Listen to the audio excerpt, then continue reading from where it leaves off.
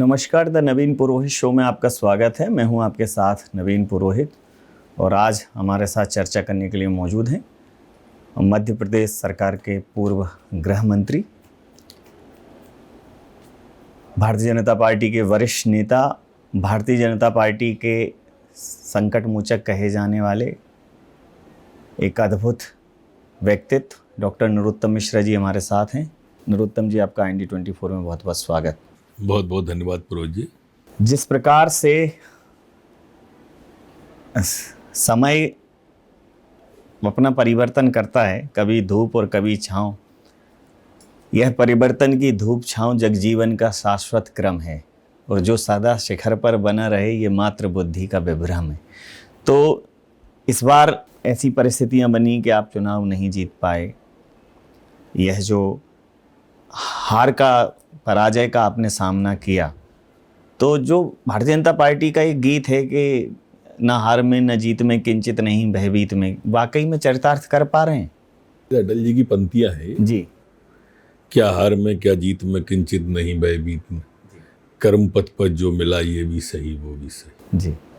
अब इन पंक्तियों के उसमें तो इतना ही कह सकते हैं कि गिरकर उठना उठकर गिरना, जी, ये क्रम है संसार का। जी। और कर्मवीर को फर्क न पड़ता किसी जीत या हार का। मैंने जो अध्ययन किया तो प्रत्येक नेता के जीवन में इस तरह के उतार चढ़ाव अलग अलग प्रकार के अलग अलग रूपों में आते रहे हैं और ये उतार चढ़ाव आना भी जरूरी है। इसमें अंतर्मुखी होने का अवसर मिलता है, हमें सोचने का अवसर मिलता है, परिवार के साथ बैठने का समय मिलता है, आध्यात्म की ओर, शरीर की ओर। ये सारी चीज़ें एक साथ आदमी संभालने का समय देती है, मैं समझता हूँ, प्रकृति। और जब हम सोचते हैं तो फिर नवाचार भी होते हैं, अपने आप में सुधार भी होते हैं। और अभी मैं सुधार की प्रक्रिया में हूँ। इस सुधार की प्रक्रिया के दौरान जो ये शांति काल है या परिमार्जन का जो ये दौर है, इसमें तमाम प्रकार की विपक्ष बातें करता है कि कहाँ गए हैं वो नरोत्तम जी। मतलब आप ताल ठोकते रहते थे, सबसे ज़्यादा कांग्रेस के सामने जो है आप ही रहते थे उनका इनकाउंटर करने के लिए। तो गाहे बगाहे चर्चाओं के दौरान कभी किसी प्रवक्ता के मुंह से, कभी किसी बड़े नेता के मुंह से ये निकल जाता है कि भाई पार्टी ने उठा के साइडलाइन कर दिया है। चुनाव हारने के बाद अगर वो ऐसा कहते हैं तो मैं उनको ध्यान में ये बता डाल दूं कि हारते ही मैं ज्वाइनिंग टोली का संयोजक था जी। और उन्हीं की कांग्रेस पार्टी से लाख के ऊपर कार्यकर्ता हमने बूथ तक तोड़ के लाए थे जी। जिसमें बूथ के एजेंट से लेके केंद्रीय पूर्व मंत्री तक थे, पूर्व मंत्री थे इनके, जी। निगम बोर्डों के अध्यक्ष, आधा दर्जन से ज़्यादा। तो काम, उसके बाद मुझे महाराष्ट्र भेज दिया पार्टी ने, फिर दिल्ली, उसके बाद दिल्ली भेज दिया पार्टी ने। पार्टी लगातार काम दे रही है और सिर्फ काम करने की इच्छा है, पद की इच्छा नहीं है। मैं शुरू से ये बात कहता रहा हूँ, काम मिलता रहे। पार्टी ने बहुत दिया है, बहुत दिया है। 30 साल तक विधायकी, 15 साल तक मिनिस्ट्री जिस पार्टी ने दे दी उससे और क्या अपेक्षा चाहिए। बहुत दिया है पार्टी। लेकिन पार्टी को चाहता हूँ देश की धरती तुझे कुछ और भी दूं, आप चाहते हो कि पार्टी ने बहुत दिया है तो अभी की पंक्तियां, तन समर्पित मन समर्पित और ये जीवन समर्पित, तो वो भाव पार्टी के लिए है। भाजपा कुछ और भी दूं। मैं इतना बड़ा कार्यकर्ता नहीं हूँ, मैं बहुत छोटा कार्यकर्ता हूँ, लेकिन ये जरूर चाहता हूँ कि बाकी का समय पार्टी की सेवा करूँ। अब कोई काम भी नहीं, पूर्णकालिक हूँ, इसलिए पूरा समय पार्टी को देना चाहता हूँ। जी। वर्तमान समय में जब आपने राजनीति शुरू की होगी तो कभी 2 सीटों से शुरुआत करने वाली भारतीय जनता पार्टी आज विश्व की सबसे बड़ी पार्टी है। प्रधानमंत्री जी वैश्विक नेता हैं और जहाँ तक मुझे याद है कि उनके लिए ये टाइटल कि आप वो राष्ट्रीय नेता नहीं है, वैश्विक नेता हैं, ये टाइटल भी आपके मुंह से निकला था और वो वैश्विक नेता हैं, पूरे विश्व में उनकी चर्चाएं हैं। लेकिन विपक्ष के नेता राहुल गांधी जी उनको टारगेट पर लिए हुए हैं, उन्हें वोट चोर कह रहे हैं, एक तरीके से अभद्र भाषा का भी उन्होंने उपयोग किया है। क्या कहेंगे? बहुत निंदनीय भाषा है जो कल उनकी मंच से बोली गई। प्रधानमंत्री को मां की गाली दी गई। इसकी जितनी निंदा की जाए उतनी कम है। और मैं राहुल बाबा को ये बात बता दूं कि आपकी माताजी ने भी उनको मौत का सौदागर कहा था। उसके बाद कांग्रेस का क्या हश्र हुआ था। आप स्वयं भी थे जिनने चौकीदार चोर कहा था, जिसके लिए आपने सुप्रीम कोर्ट से माफी मांगी थी। ये माफी मांगने का बाद भी आपको समझ नहीं आई, और जिसने आपके मंच से गालियां दी हैं उनके पूरे देश में सरपरस्ती आप हो। और ये जो वोट चोरी की बात कर रहे हो, देखो पुरोहित जी, ये वही शख्स है जिसने जब हारा तो ईवीएम हैक हो गई कहा था। जी जी। आज कह रहा है कि वोट चोरी हो गई। जब हमने वोट चोरी नहीं की थी तब 303 सीटें थी जी। अब कह रहा है वोट चोरी की है, वोट चोरी की तो 240 हो गई। ये 40-44 पे थे, ये 99 पे पहुंच गए। वोट चोरी हमने की, 99 सीटें इनकी हो गई, बढ़ गई। इनकी बढ़ गई, घट गई। एक दूसरा, ईवीएम जो हैक करेगा उसे वोट चोरी की जरूरत क्या है? एक सोचने वाली बात है ना। इसका मतलब ये दोनों ही बातें झूठ बोल रहे हैं। ये राहुल गांधी की एक स्ट्रेटेजी है जो उन्होंने पिछले लोकसभा चुनाव में 99 सीटें जो लाए हैं कि भ्रम फैलाओ, इतना ज़्यादा बोलो एक ही झूठ को बार बार के लोग सच मानने लगे। और उन्होंने पिछले चुनाव में संविधान बदल जाएगा, संविधान को बचाना है, संविधान बदल जाएगा, संविधान को बचाना है, पूरे देश में किताब घुमाई। अब आप बताओ, मोदी जी 15 साल मुख्यमंत्री रहे, 15 साल लगभग प्रधानमंत्री हो जाएंगे, ये कार्यकाल जोड़ेंगे, 30 साल का उनका कार्यकाल है। अब इस 30 साल के कार्यकाल में आज तक कभी संविधान से छेड़छाड़ की बात आई क्या? ये नेहरू गांधी परिवार ने, इनकी कांग्रेस की सरकार ने मनमोहन सिंह तक 70 बार से ज़्यादा संविधान में संशोधन किए।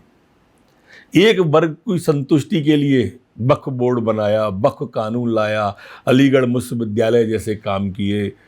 हमने तो आके 370 हटाई, 35A हटाई, लद्दाख को आज़ाद किया, सीएए लाए, एनआरसी की बात की। ये तुष्टीकरण वाले हैं। इनका वोट चोरी का नारा आपने देखा होगा, इनने चालू कहाँ से किया? कर्नाटक से, जहाँ इनकी सरकार है। कर्नाटक में भी कहाँ से? जहाँ 90-95% आबादी हिंदू है। मूल झगड़ा कहाँ चल रहा है? रोहिंग्याओं पर, विदेशी मतदाताओं पर। स्टार्ट वहाँ से करके बिहार में घुस गए, क्योंकि बिहार और ये बॉर्डर पूरा पश्चिम बंगाल तक जो आता है आसाम होते हुए, इस पूरे के पूरे बॉर्डर पे इन्होंने झारखंड और यहाँ पर फर्जी मतदाता बांग्लादेश के रोहिंग्याओं को इनने बसाया है। तो वो कह रहे हैं सरकार तो आपकी है, बॉर्डर पे तो हमारी- फोर्सेस हमारी- आपकी हैं। अरे भाई, बॉर्डर, कोई बॉर्डर 1-2 इंच का थोड़ी होता है, 150 इंच का थोड़ी होता है। आप उनको आते ही आपके सारे के सारे दलाल फिक्स हैं। जब ये बसे तब तो इनकी सरकार थी ना। जिसने जो बिहार का उदाहरण दिया तब इनकी सरकार थी।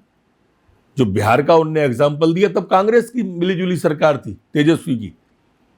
बीजेपी की सरकार, और बीजेपी की सरकार में कोई विदेशी आंख दिखा दे भारत को, रोहिंग्या आ जाए, संभव ही नहीं है। असम में क्यों नहीं आ पा रहे? अब वो भी तो बॉर्डर ही है ना।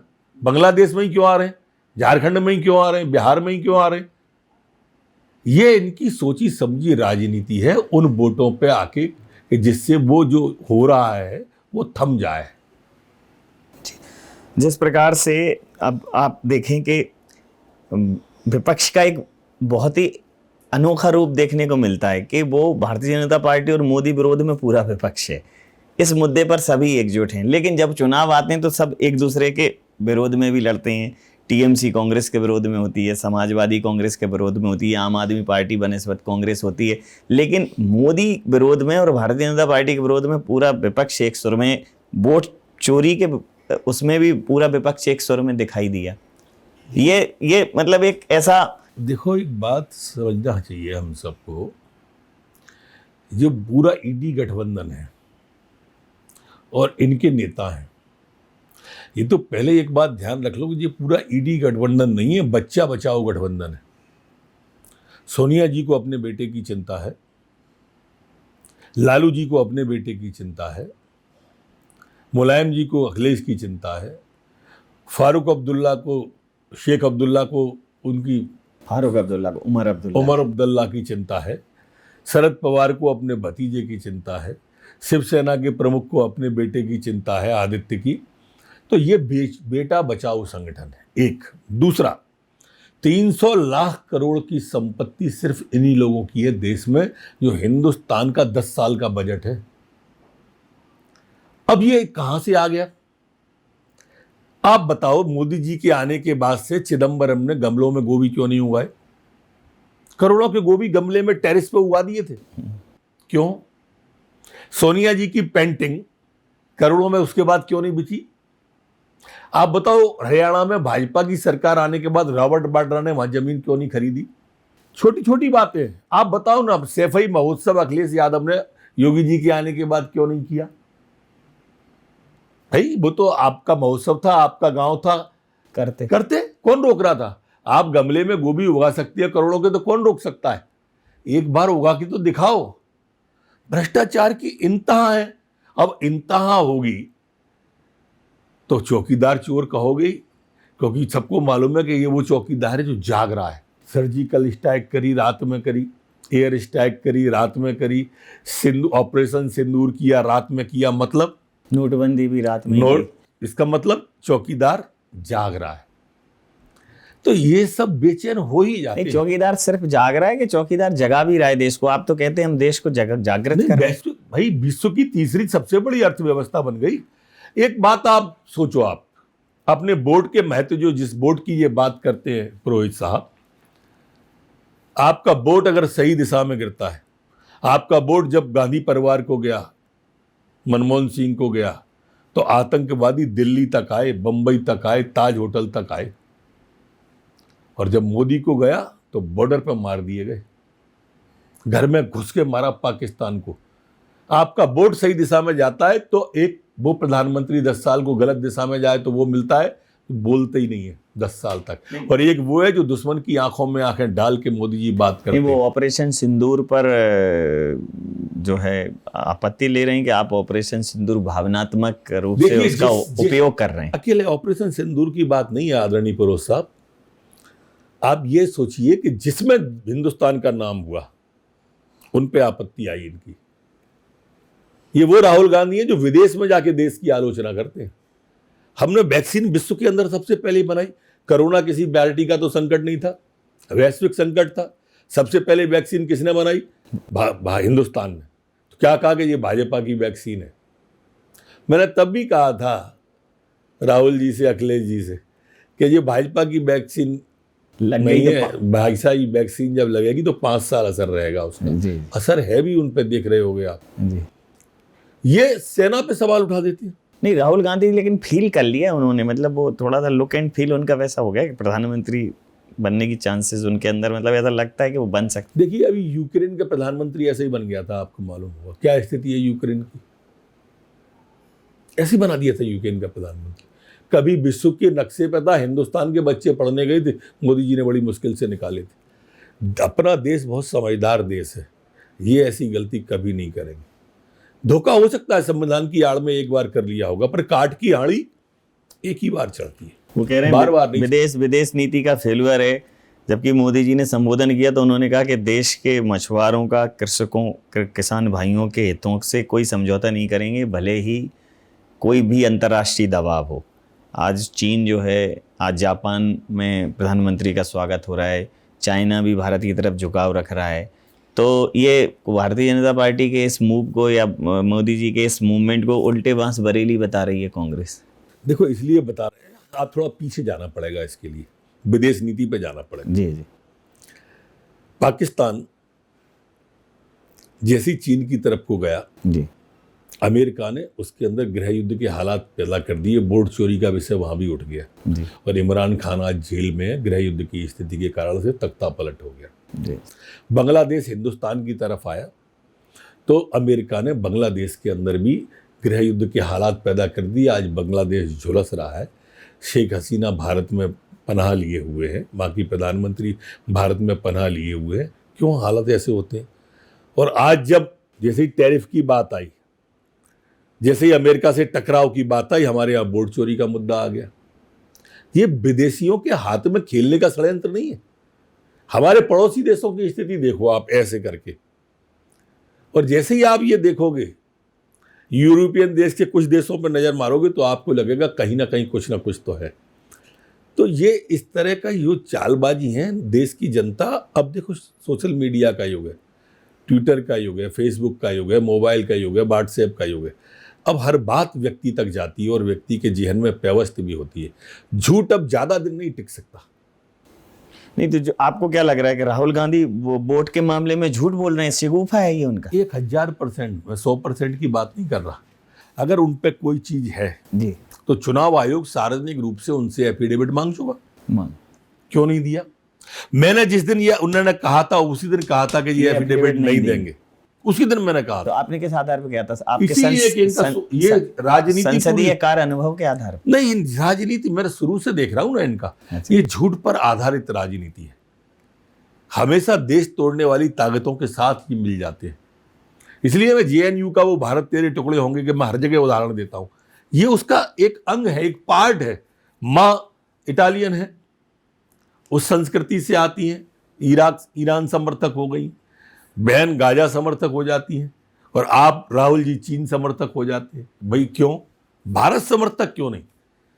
हम इस देश की माटी से प्रेम क्यों नहीं करते? इस देश की संस्कृति से प्रेम क्यों नहीं करते? लेकिन आप सनातन पे उंगलियां उठा देते हो, क्यों? हिंदुत्व पर सवाल उठा देती हो, क्यों? नहीं, वो कहते हैं हम धर्मनिरपेक्ष हैं किसी। अरे भाई धर्मनिरपेक्ष है तो हमेशा सवाल हिंदुत्व पे ही क्यों? इनके नेता कभी गाय पे सवाल उठाते हैं, कभी गोबर पे, कभी बकरी पे, उस पे सवाल उठाते देखे क्या आपने? ये सनातन को डेंगू कह रहे हैं, इनका ईडी गठबंधन मलेरिया कह रहा है। कभी किसी दूसरे धर्म को कहा के देखें क्या? कभी इस्लाम को कहेंगे तो 6 इंच कम होले कर लेंगे, वो तन से जुदा की बात आ जाएगी। कह नहीं सकते, ये बोल नहीं सकते, सिर्फ हमारे धर्म को हमको सॉफ्ट टारगेट मान लिया। एक हिटलर शाही चल रही है, अप्रत्यक्ष तरह का एक आपातकाल घोषित है। हालांकि आप लोगों ने आपातकाल लगाने वाले अगर ये कहें कि अप्रत्यक्ष आपातकाल है, जिनने प्रत्यक्ष लगा दिया वो अप्रत्यक्ष की बात कर रहे। कैसी बातें कर रहे? कहां से आपातकाल आ गया? कह तो रहे हैं वो। कहने को मैंने कहा ना कि उस स्वभाव में झूठ बोलना जब व्यक्ति के होता है तो हम क्या कर सकते हैं और हम क्या कह सकते हैं? अब आप उन पर परिवारवाद का आरोप लगाते हैं कि देखिए राहुल प्रियंका ही क्यों, लेकिन उनके प्रति एक कांग्रेसियों का एक प्रेम है। ये अलग बात है कि बहुत कांग्रेसी उन्हें छोड़ आए हैं, लेकिन जो भी बचे लोग हैं वो राहुल गांधी और प्रियंका गांधी के नेतृत्व को मानते हैं। आदरणीय, आज दरवाजे खोल दें तो कमरे भर जाएंगे, इतने भागने को तैयार हैं वहां से अभी भी। हाँ, अभी भी, क्योंकि सब जानते हैं कि ये डिब्बे बदल रहे हैं, इनसे कुछ नहीं होगा, खराबी इंजन में है, और जब तक वो रहेंगे बहुमत कभी नहीं आ सकता कांग्रेस का। आप मेरी बात नोट कर लो। जैसे मैंने अभी महीने भर पहले कहा था ना कि ये एफिडेविट देंगे ही नहीं। आप राहुल गांधी में कभी भी ये संभावना नहीं देखते कि वो देश के प्रधानमंत्री बन सकें? कोसों दूर है, कहीं दूर दूर तक कोई संभावना नहीं है। मैंने यूक्रेन का उदाहरण इसलिए दिया आपको। नहीं, वो मतलब आप एक समय तो ऐसा था कि लीडर ऑफ अपोजिशन ही नहीं था, नेता प्रतिपक्ष नहीं थे।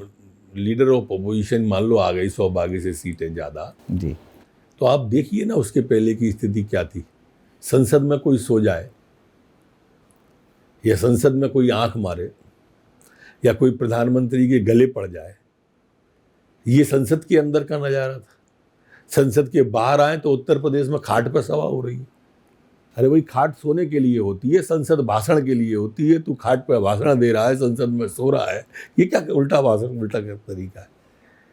ये है ना अजीब स्थिति। लेकिन क्या कह सकते हैं? नहीं, लेकिन इस अजीब स्थिति के बाद राहुल ने, जैसे आपने कहा वो कितना जानते हैं, भारत को कितना जानते हैं, तो उन्होंने वैसे तो कश्मीर से कन्याकुमारी, लेकिन उन्होंने कन्याकुमारी से कश्मीर नापा। फिर आपने कहा कि भाई ठीक है, अभी भी तो भारत दौरे पर उन्होंने इधर पूरा पूरब से पश्चिम, उत्तर से दक्षिण चले, इतने टी शर्ट पहन के सर्दियों में चले। कितनी पराकाष्ठा मेहनत की, और क्या क्या चाहते हैं एक लीडर? मैं तो मध्य प्रदेश में देखा था उनको, आदरणीय पुरोहित साहब जी जी, वो मध्य प्रदेश में उनने आगे कहा था कि सरकार के खिलाफ हवा बह रही है, जी, साफ हो जाएगी भाजपा। 29 में से 29 लोकसभा में आई, 29 में से 29, 00 आया और 165 विधानसभा में आई। ये इनकी पदयात्रा का परिणाम था। लेकिन उसके बावजूद भी इन पे तो कोई विकल्प ही नहीं है कांग्रेस पे, इसलिए चलने दो। इसलिए मैंने कहा ना कि डिब्बों के बदलने से कुछ नहीं होगा, जब तक इंजन नहीं बदलेगा कुछ नहीं होगा। खराबी इंजन में है। ये आपका भारतीय जनता पार्टी के प्रति लगाव मान लीजिए, उत्साह मान लीजिए, लेकिन अगर मैं राजनीतिक हलकों की बात करूं तो वर्तमान समय में अगर आपको मैं राजनीति में अभिमन्यु कहूं तो अतिशयोक्ति तो नहीं होगी। आपको नीचा दिखाने में या आपको गिराने में जो एक बात है आती है कि सभी शामिल हैं इस साजिश में। नहीं, मैं ऐसा नहीं मानता आदरणीय। मैं ऐसा मानता हूं कि मेरी गलती थी। मेरा आत्मविश्वास, अति आत्मविश्वास में बदल गया और वो घातक हुआ। राजनीतिक रूप से ये विरोध तो चलता रहता है। स्वाभाविक था कि जब मैं एक भूमिका निभा रहा था, जब सरकार भाजपा की बनना थी, कांग्रेस की गिर रही थी, तो मेरी अपनी एक भूमिका थी। तो कमलनाथ जी अगर प्रयास करते हैं या दिग्विजय सिंह जी करते हैं तो मुझे तैयारी उस हिसाब से करना थी। मैं ये मानता था कि दतिया का विकास काफ़ी हुआ है और कोई गलती भी होगी तो मैंने बताया ना, मैं सुधार की ओर हूँ। मैं तो और विकास करने। कांग्रेस के लंका दहन में आपने बहुत महत्वपूर्ण भूमिका निभाई और उसके बाद आके बहुत सुकून से आप बैठ गए। आपको नहीं लगा कि ये रिटेलिएशन होगा, इसका नुकसान होगा आपको? देख, ये नहीं लगा तभी तो हारा। प्रतिक्रिया आएगी ये मैं मानता था कि इतना ज़्यादा इसने दतिया से मैंने किया है कि वो सब लोग मेरी चिंता करेंगे और निश्चित रूप से मुझसे कुछ गलती हुई होगी तो मैं अंतर्मुखी हुआ हूँ और सुधार करूँगा अपने। और अगर मैं आपके जैसे आपने कहा कि निश्चित रूप से ये हम अपने अंतर्मुखी होकर सुधार कर रहे हैं, लेकिन दतिया से कहाँ इसने वो मोह कहाँ छूट पा रहा है आपका? छोड़ना भी नहीं है मुझे दतिया से मोह। माई के चरणों में ही रहना है हमेशा। वर्तमान समय में जब दतिया के विकास कार्यों के लिए जब सरकार से और संगठन से आप संपर्क करते हैं, क्योंकि अब विकास कार्य के विधायक नहीं हैं, मंत्री नहीं है, एक कार्यकर्ता के तौर पर जब आप संवाद स्थापित करते हैं, चाहे भारतीय जनता पार्टी के अध्यक्ष से या सरकार के मुखिया मुख्यमंत्री से, तो क्या वही रिस्पॉन्स मिलता है? देखिए, मैं इतना जानता हूँ मुख्यमंत्री जी को कि मैं अनेक प्रदेशों के और अपने प्रदेश में भी मैं माननीय उमा भारती जी के भी काफ़ी नज़दीक था। माननीय गौर साहब के तो मंत्रिमंडल में था मैं, शिवराज सिंह जी के माननीय के में था, मोहन यादव जी को मेरे साथ मंत्री थे। जब फ़ोन लगाते हैं और उठ नहीं पाता है, मोबाइल की बात कर रहा हूँ, पहले तो ये कोई मोबाइल रखते नहीं थे, मैंने जिनके नाम लिए खुद ये मोबाइल रखते हैं आज भी, और वही नंबर है जो विधायक पे था, वो मंत्री पे था, वही आदरणीय मोहन यादव जी का नंबर है। और अगर मिस्ड कॉल चला गया तो कॉल बैक करते हैं। ये अपने आप में एक अनूठी बात। दूसरा, दीनदयाल जी का सिद्धांत चरैवेति चरैवेति। एक दिन नहीं है जिस दिन प्रवास नहीं करते हो। लगातार चलना, सतत संपर्क करना, ये दो चीज़ें बहुत कठिन होती हैं राजनीति की। वो भी मुख्यमंत्री पद पे आने के बाद मिलने वालों के इतनी डिमांड होती है, इतना ज़्यादा वो होता है, और उस दौर में भी ये कायम रखना बहुत अच्छा ही है, सीखने वाली चीज़। अंतिम और महत्वपूर्ण प्रश्न, इस बार जब चुनाव के बाद भारतीय जनता पार्टी की सरकारें बनी तो नए लोगों को मौका दिया गया, कई नए चेहरों को अब संगठन में भी मौका दिया जा रहा है। कांग्रेस कह रही है कि वरिष्ठों को दरकिनार कर रहे हैं और आप कह रहे हैं कि हम पीढ़ी परिवर्तन के दौर में ये हमारे यहाँ ही संभव है कि हम एक कार्यकर्ता को मुख्यमंत्री बना देते हैं, एक कार्यकर्ता को हम प्रदेश अध्यक्ष बना देते हैं, एक कार्यकर्ता यहाँ देश का गृह मंत्री होता है, एक कार्यकर्ता देश का प्रधानमंत्री होता है, राष्ट्रीय अध्यक्ष होता है। तो जो कांग्रेस कह रही है कि एक सारे लोगों को टारगेट करके किनारे किया जा रहा है, वो दृष्टिकोण सही है कि ये जो आप लोग कहते हैं? कांग्रेस से सर्टिफिकेट की जरूरत दरअसल है नहीं हमको। वो अपना घर संभाल लें उतना ही काफ़ी है, और टूटन ना हो उनके घर में, वही संभाल लें तो अच्छा है। हमारी तरफ न देखें, अपने परिवार की तरफ देखें। यहाँ तो आप सोचते होंगे जब माननीय सिंधिया जी के नेतृत्व में लोग आए थे तब वो कह रहे थे कि नहीं, कोई रस बस नहीं पा रहा है, कोई फिट नहीं हो पा रहे, बड़े बेगाने से लग रहे हैं, अलग अलग महसूस कर रहे हैं। चुनाव निपटा, आपको एक भी ऐसा लगा क्या कि वो समाहित नहीं हुए? जैसे दूध में शक्कर मिल जाती है, ऐसे मिल गए सबके सब। समरस हो गए। बाकी जो अभी आए हैं लोकसभा चुनाव में वो भी लगातार समरस होते जा रहे हैं। देखो पुरोहित जी, हम किसी मंदिर से अगर कोई मूर्ति लेके आएंगे तो अपने घर भी मंदिर में ही लगाएंगे, एक छोटी सी परंपरा है। इसलिए यथा योग्य स्थान पर हमारे प्रदेश अध्यक्ष जी खंडेलवाल जी, हमारे महामंत्री संगठन आदरणीय हितानंद जी, सबको व्यवस्थित करने की पूरी चिंता करते हैं, एक एक कार्यकर्ता का ध्यान रखते हैं। जिनको आप तोड़ के लाए वो शिकायत तो नहीं कर रहे हैं कहाँ फंसवा दी? नहीं, एक भी ऐसा नहीं मिला। तो अगर आपको मिले तो बताइएगा, हम उनकी भी चिंता करेंगे। जब जब खुशियों का उत्सव हो तो दुख का आमंत्रण आया है, जब जब कंचन मृग देखा है तब तब एक रावण आया है। तो यह परिवर्तन की धूप छांव जगजीवन का शाश्वत क्रम है, जो सदा शिखर पर बना रहे वह मात्र बुद्धि का विभ्रम है। तो हर बार पतझड़ के बाद बहार भी आती है और बहार के बाद पतझड़, लेकिन जो सम बना रहे, जो हर परिस्थिति में चरैवेती के सिद्धांत पर काम करे, वो भारतीय जनता पार्टी का कार्यकर्ता है। और यह कार्यकर्ता का भाव भारतीय जनता पार्टी में प्रधानमंत्री से लेकर बूथ के एक सामान्य कार्यकर्ता तक है। नरोत्तम जी उसी ऊपर से नीचे के कार्यकर्ताओं के बीच की मध्यस्थ की एक बहुत महत्वपूर्ण कड़ी है, और ये कड़ी भारतीय जनता पार्टी में ऐसे ही सुशोभित रहे। आपका बहुत धन्यवाद, बहुत आभार। तमाम पहलुओं पर चर्चा हुई।